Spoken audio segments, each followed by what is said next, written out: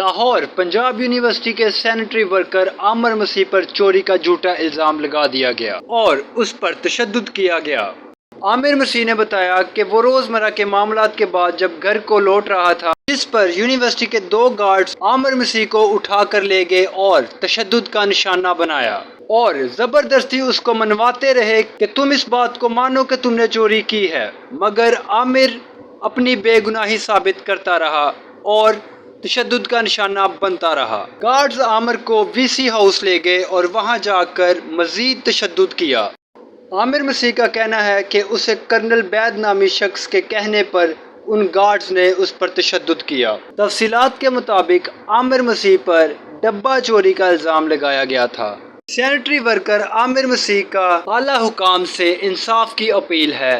معلومات کا قابل اعتماد ذریعہ CRC، جڑے رہیں CRC کے ساتھ۔